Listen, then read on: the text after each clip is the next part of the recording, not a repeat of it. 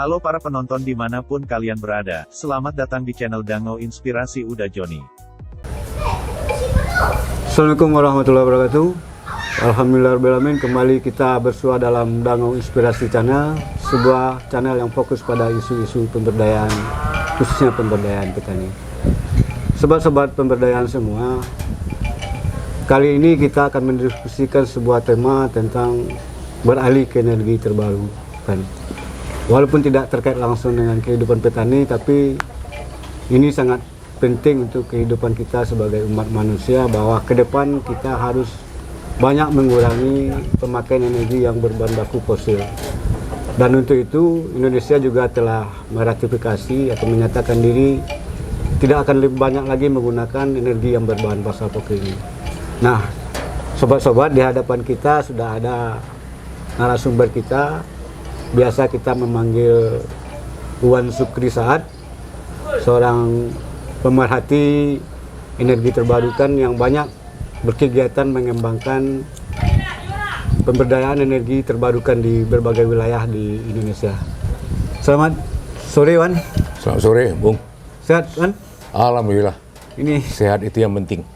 nampaknya baru kembali dari tempat-tempat di Indonesia juga ini untuk mengembangkan energi terbarukan. Iya, dan kita harus segera mengantisipasi karena Indonesia di zamannya Presiden SBY sudah meratifikasi Global Convention on Renewable Energy untuk menggantikan energi fosil dan yang selama ini kita gunakan terutama batu bara, dan target 2030 sampai 2035 seluruh negara yang meratifikasi tidak lagi menggunakan batu bara. Oke, Wan. Nah, itu yang akan kita angkat sebagai tema diskusi kita. Ya.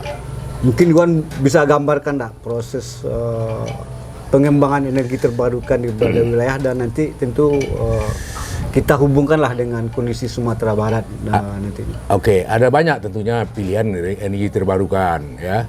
Energi air, energi ombak, energi angin, energi sinar matahari, dan energi lain yang sumbernya kaya dimiliki Indonesia, tapi masih belum tergarap dengan strategis oleh penentu kebijakan kita.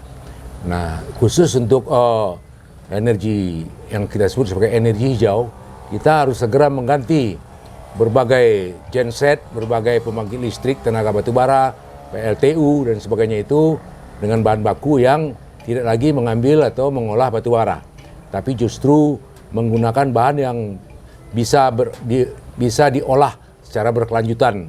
Ya, kita memulai dengan pengembangan hutan yang dimana kayunya bisa dipanen dalam waktu yang cepat. Ya, fast growing forest, ya, fast growing trees, yang kemudian itu menjadi pilihan kita untuk sumber energi di masa-masa mendatang.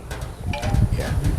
Nah, untuk itu saya bersama tim kawan-kawan saya yang memiliki kepedulian tentang keberdayaan energi, keberlanjutan energi, dan energi tetap dibutuhkan dalam bentuk apapun, maka kita harus segera mungkin mengembangkan berbagai inisiatif-inisiatif yang sifatnya pengadaan sumber-sumber energi yang dari bahan yang terbarukan. Saya terakhir bekerja di beberapa provinsi di Indonesia Timur. Kita bergerak dalam pengembangan hutan kemudian diolah menjadi biomasa kemudian dicetak menjadi sumber energi. Bisa Wan gambarkan lebih detail bagaimana lebih proses detail yang begini. dilakukan di daerah timur? Jadi daerah timur terutama yang gersang, di pulau-pulau, di daerah-daerah yang memang kurang subur, kita mengembangkan 3 jenis tanaman. Itu yang kita sebut sebagai kaliandra, pasti orang pertanian pasti tahu. Ada gamal dan ada eukaliptus.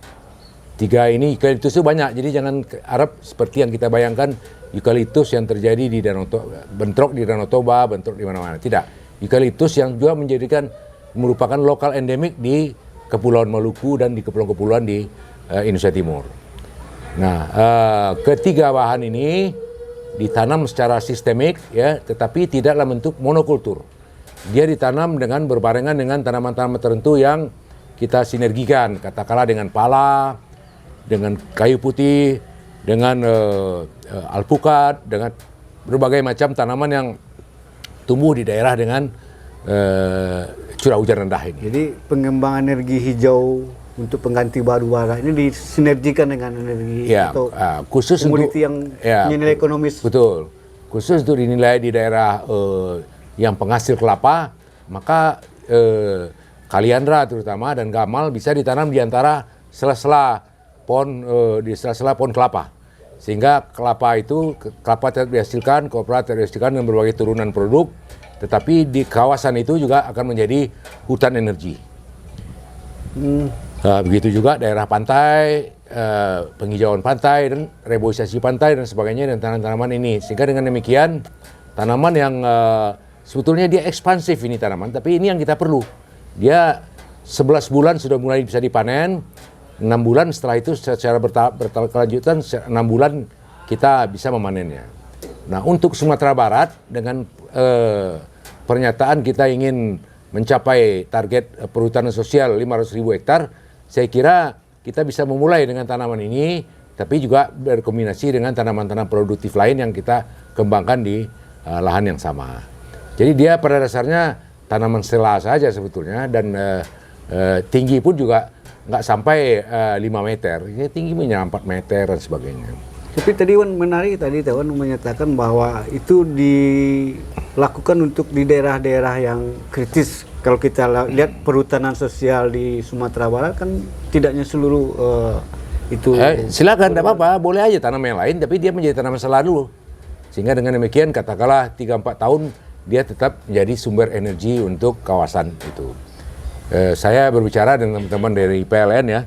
Jadi genset atau pembangkit listrik yang semula berbasis solar, berbasis air nggak perlu ya, kita berbasis solar, berbasis energi lain, batu bara, itu bisa diganti dengan biomas. Dan itu untuk daerah yang Wan lakukan kembangan sekarang itu sudah mulai menghasilkan? Akan. Jadi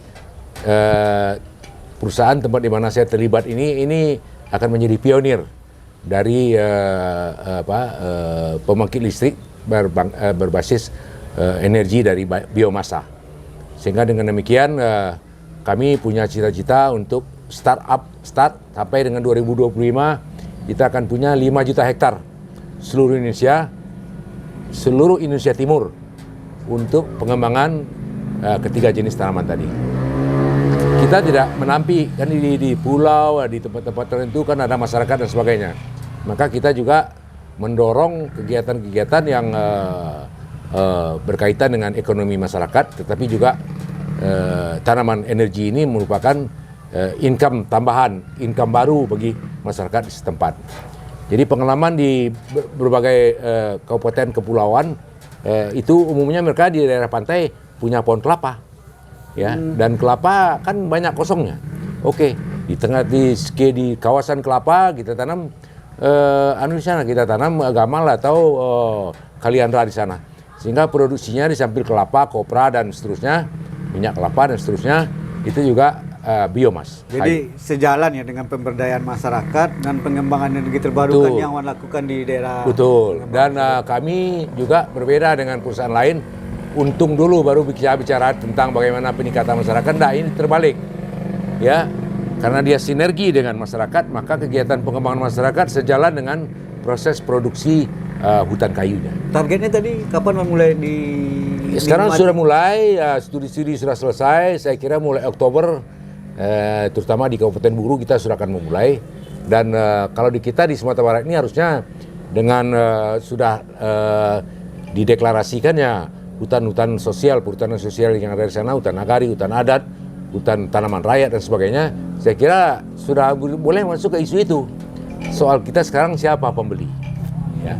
Nah, untuk itu saya kira Pemda mengundang PLN yang akan memiliki industri-industri yang membutuhkan bahan bakar, industri yang membutuhkan energi besar untuk kegiatan industrinya, untuk bersama-sama memikirkannya bagaimana provinsi ini, katakanlah Semen Padang, ya, di samping pembangkit listrik tenaga air yang dia punya, dia juga tapi sebentar lagi dia tidak boleh lagi pakai batu bara, ya, batu bara harus digantikan oleh batu bara hijau, maka kita menyebutnya sebagai energi hijau.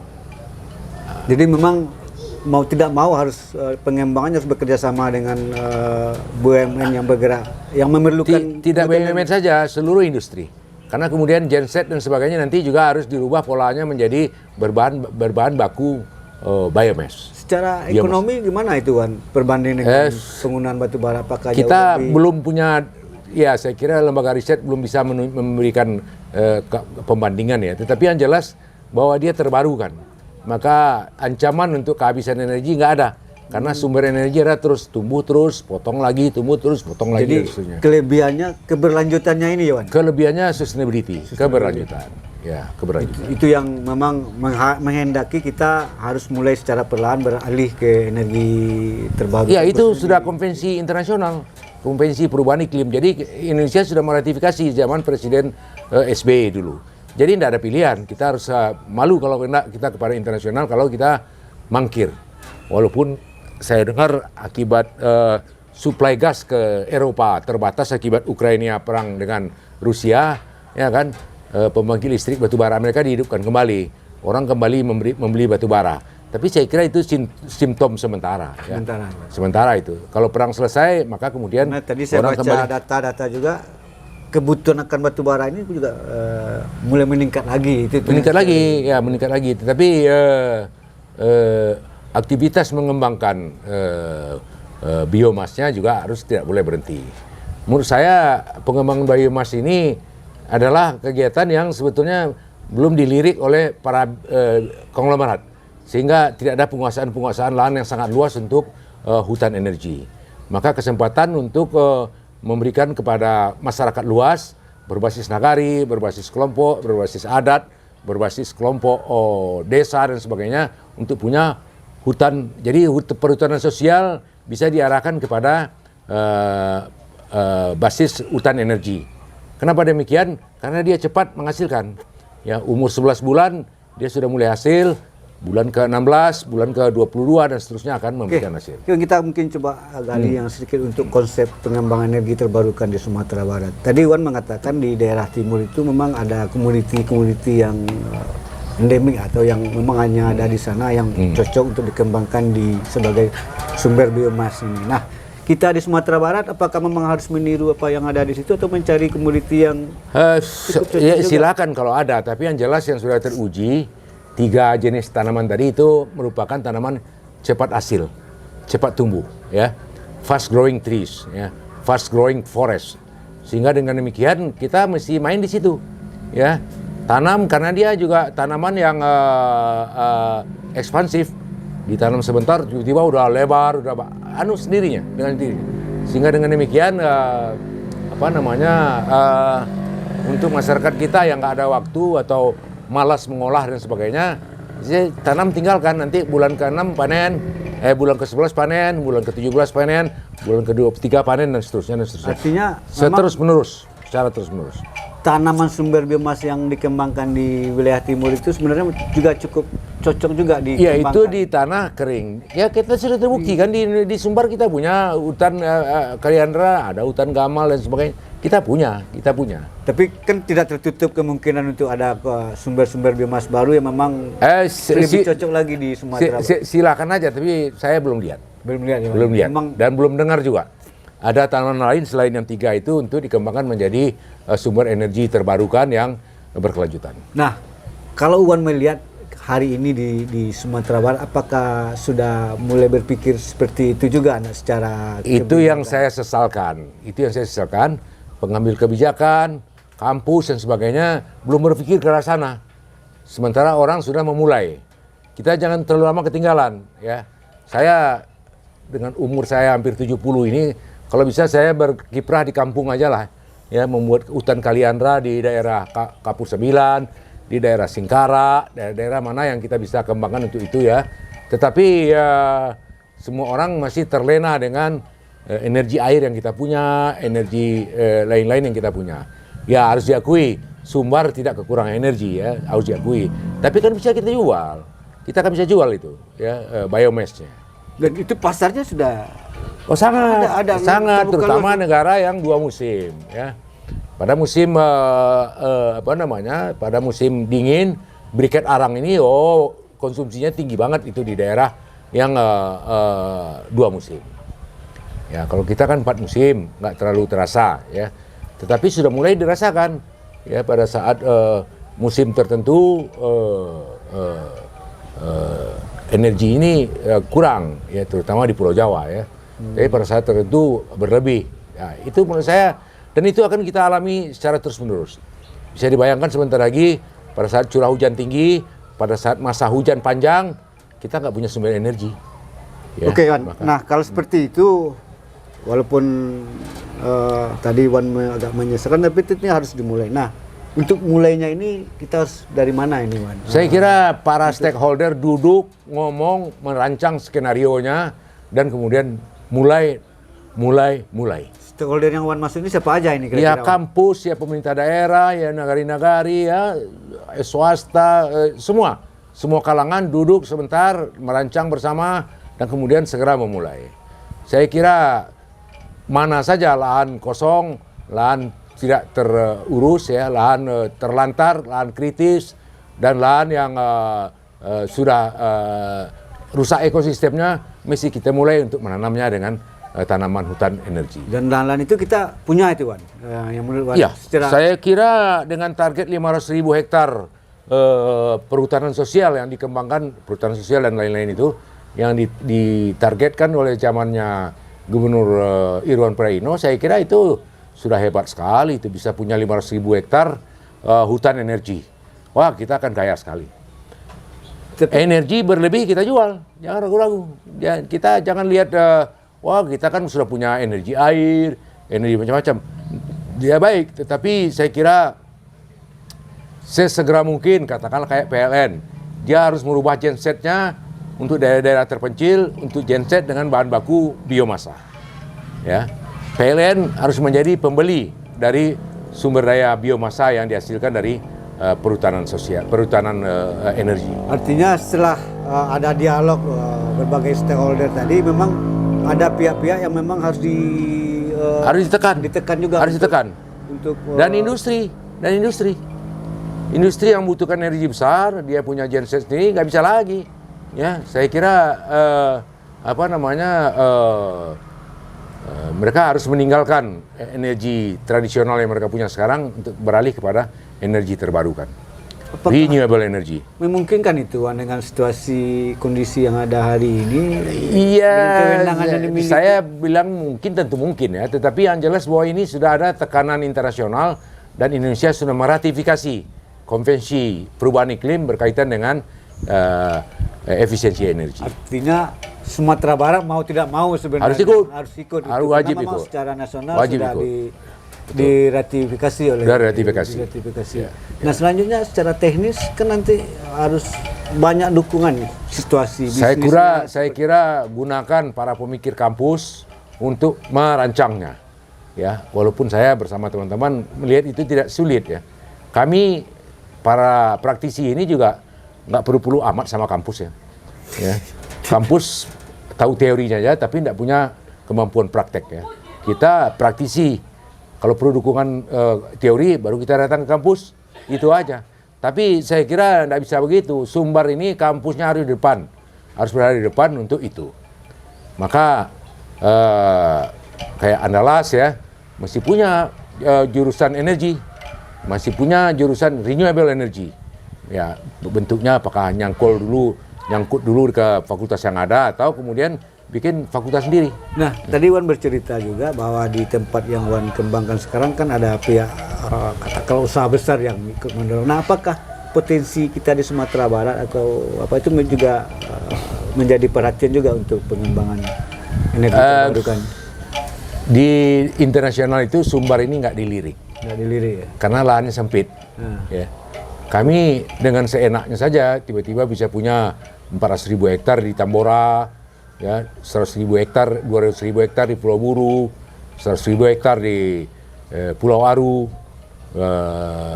di Seram Barat, 190.000 hektar dan seterusnya banyak sekali pilihan.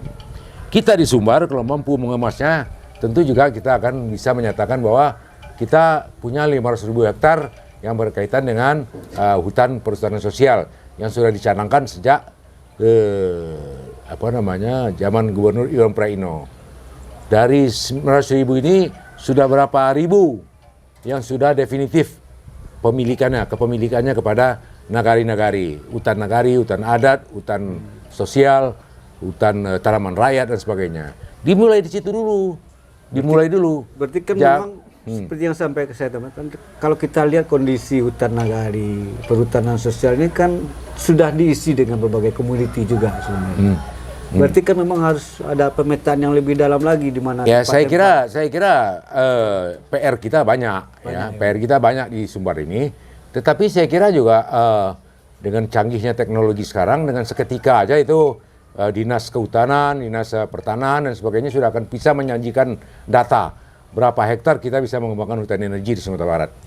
Kalau enggak, suruh berhenti dari sana. Artinya datanya ini yang dulu harus diperkuat. Iya, setuju. Dan saya kira sekarang di Sumbar ini barangkali perhutanan sosial, hutan tanaman rakyat, hutan adat, hutan nagari dan sebagainya, saya kira bicara di atas 100.000 sudah ada harusnya. Ada, karena sudah beberapa tahun yang lalu. Iya. Ya, saya terlibat awal-awal dulu, tapi kemudian belakangan karena urusan lain saya udah nggak ikut lagi. Artinya Wan melihat bahwa walaupun tadi banyak perusahaan besar yang tidak melirik Sumatera Barat, tapi dengan pengalaman Wan, pemahaman Wan tentang Sumatera Barat ini pasti ada potensinya. Tinggal bagaimana kita mengemas, karena Sumatera ini terkenal di internasional, di nasional, sulit urusan tanahnya. Jalan tol aja nggak jadi-jadi gara-gara urusan tanah nggak beres. Ya, tapi saya kira itu dinamika dan apapun cerita Sumatera Barat secara bersama-sama, ya secara kolektif, anak nagari seluruhnya mengambil keputusan karena nggak ada pilihan, ya. Nah, untuk itu saya ingin mengatakan, menghimbau multi stakeholder duduk bersama, rancang skenario 2030, 2035 dan kita mulai bergerak hari ini.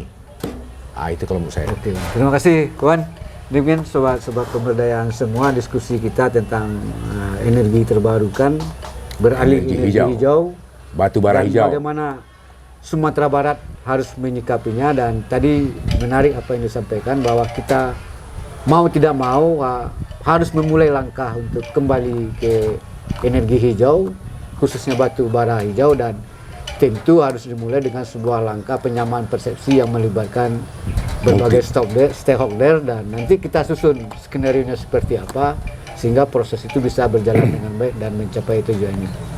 Terima kasih sobat-sobat pemberdayaan, semoga diskusi ini bermanfaat. Sekali lagi kami ucapkan terima kasih juga kepada Wan. Terima kasih sama-sama. Selamat sore. Demikian sobat-sobat pemberdayaan. Assalamualaikum warahmatullahi wabarakatuh. Video kami kali ini, terima kasih sudah menonton. Jangan lupa untuk like, komen, dan subscribe untuk mengikuti perkembangan terbaru dari channel ini. Sampai jumpa di video selanjutnya.